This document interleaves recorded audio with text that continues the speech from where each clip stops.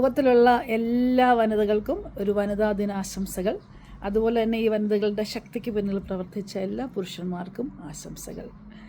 എൻ്റെ ജീവിതത്തിൽ എന്നെ സ്വാധീനിച്ചിട്ടുള്ള രണ്ട് മഹത് വ്യക്തികൾ എന്ന് പറയുന്നത് ഒന്ന് എൻ്റെ സ്വന്തം അമ്മ, മറ്റേത് എൻ്റെ ഭർത്തൃമാതാവ്. ഇവർ രണ്ടുപേരും രണ്ട് എക്സ്ട്രീമിലുള്ളവരാണ്. ഒരാൾ എൻ്റെ അമ്മയെന്ന് പറയുന്നത് ഹൈലി എഡ്യൂക്കേറ്റഡ് ആയിരുന്നു, പിന്നെ റവന്യൂവിൽ ഉന്നത ഉദ്യോഗസ്ഥയായിരുന്നു. എൻ്റെ മദറിൻലോ എന്ന് പറയുന്നത് 10ാം ക്ലാസ് ആയപ്പോൾ കല്യാണം കഴിപ്പിച്ച് 10ൽ തന്നെ ഗർഭിണിയായി എൻ്റെ ഭർത്താവിനെ ഗർഭം ധരിച്ച ഒരമ്മയാണ്. പക്ഷേ രണ്ട് എക്സ്ട്രീമിലുള്ളവരിൽ നിന്നും ഒരുപാട് നല്ല കാര്യങ്ങൾ പഠിക്കാനും എൻജോയ് ചെയ്യാനും എൻ്റെ ജീവിതത്തിൽ എനിക്ക് സാധിച്ചു എന്നുള്ളതാണ് ഏറ്റവും രസകരമായ കാര്യം. എൻ്റെ അമ്മ എന്ന് പറഞ്ഞാൽ ഞാൻ പറഞ്ഞതുപോലെ ഹൈലി എഡ്യൂക്കേറ്റഡ് ആണ്. പക്ഷെ അമ്മയിൽ നിന്ന് എനിക്ക് കിട്ടും, അമ്മ എപ്പോഴും പറയും, ഒരു ജോലി ചെയ്യുമ്പോൾ പൂർണ്ണമായ ആത്മാർത്ഥതയോടുകൂടി ചെയ്യുക. മറ്റുള്ളവർ നിന്നെ നോക്കുന്നുണ്ടോ, നിങ്ങളുടെ സൂപ്പർവൈസേഴ്സ് നോക്കുന്നുണ്ടോ എന്ന് നോക്കണ്ട, ഒരു ദിവസം നിനക്ക് അതിൻ്റെ ഫലം വരും എന്നമ്മ പറയുമായിരുന്നു. അതുപോലെ തന്നെ നമ്മുടെ വീട്ടിലൊരു ഭയങ്കര ഫൈനാൻഷ്യൽ ക്രൈസിസ് വന്നപ്പോൾ അമ്മ തളർന്നില്ല. അമ്മ 2-3 പശുവിനെയെല്ലാം മേടിച്ച് ഞങ്ങളെ കൊണ്ടൊക്കെ ജോലി ചെയ്യിപ്പിച്ച് ആ ബുദ്ധിമുട്ടിൽ നിന്നൊക്കെ കരകയറി. ആരുടെ മുന്നിൽ കൈ നീട്ടാനോ ആരുടെ മുന്നിൽ ചെന്ന് പരിഭവങ്ങൾ പറയാനോ പരാതികൾ പറയാനോ ഒന്നും അമ്മ നിന്നില്ല. ഞങ്ങളെ ശക്തരാക്കുകയായിരുന്നു.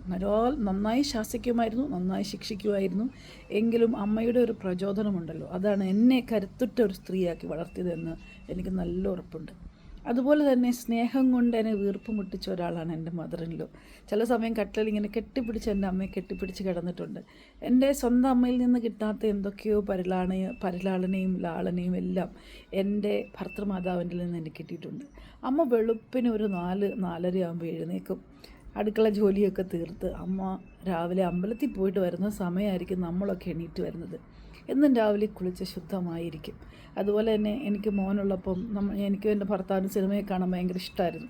അപ്പോൾ നമ്മൾ സിനിമയ്ക്കൊക്കെ പോകുമ്പോൾ അച്ഛൻ വഴക്ക് പറയും, ഇന്ന് ഒരു ദിവസം അവധി കിട്ടുമ്പോൾ വീട്ടിൽ ഇരിക്കാതെ കൊച്ചിനെ നോക്കിയിരിക്കൂ എന്നൊക്കെ പറയും. അപ്പോൾ അമ്മ ഇങ്ങനെ കണ്ണുകൊണ്ട് നിങ്ങൾ പൊക്കോ, ഞാൻ നോക്കിക്കോളാം മക്കളെ എന്ന് പറയുമായിരുന്നു.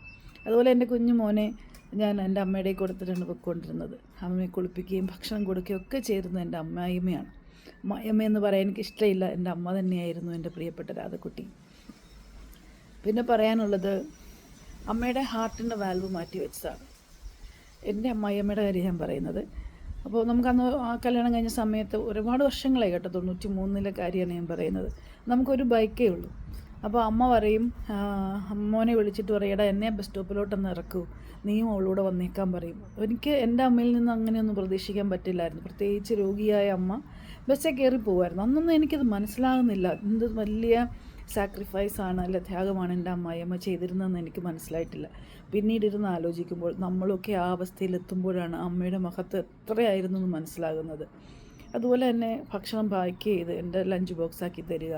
ഞാൻ വൈകുന്നേരം സ്കൂളിൽ വിട്ട് വരുമ്പോൾ, ജോലി കഴിഞ്ഞ് വരുമ്പോൾ നല്ല ചക്കപ്പുഴുക്കും കപ്പപ്പുഴുക്കും നല്ല മീൻകറിയൊക്കെ വെച്ച് നല്ല ചായയൊക്കെ വെച്ച് അമ്മ നമ്മളെ കാത്തിരിക്കും. അമ്മയും അച്ഛനും അതെ കേട്ടോ.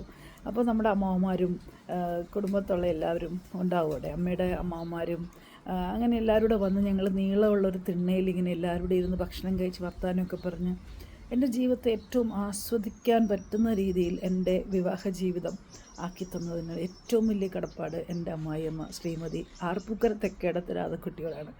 അമ്മയെന്നില്ല, എൻ്റെ അമ്മയുമില്ല, എൻ്റെ ഭർത്തൃമാതാവുമില്ല. ആ രണ്ട് സ്ത്രീകൾ വിഭിന്നമായ രീതികളിലൂടെ എൻ്റെ ജീവിതത്തിൽ ഏറ്റവും അധികം സ്വാധീനം ചെലുത്തിയിട്ടുണ്ട്.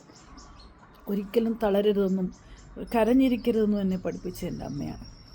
ഒരിക്കലും എൻ്റെ അമ്മ വളരെ വളരെ വിരളമായി മാത്രമേ എൻ്റെ അമ്മ കരഞ്ഞ് ഞാൻ കണ്ടിട്ടുള്ളൂ. അമ്മ എപ്പോഴും ശക്തിയുള്ളൊരു സ്ത്രീയായിട്ടാണ് എൻ്റെ മുന്നിൽ എന്നും നിന്നിട്ടുള്ളത്. ഒരുപാട് ഫ്ലോപ്പുകളുണ്ട്. അമ്മയൊന്നും ഞങ്ങൾക്ക് അച്ഛനായിരുന്നു. പക്ഷേ അമ്മ തന്ന വഴികളിലൂടെ എന്നും വിജയിച്ച് കയറാൻ ഞങ്ങൾക്ക് സാധിച്ചിട്ടുണ്ട്. നന്ദി, നമസ്കാരം.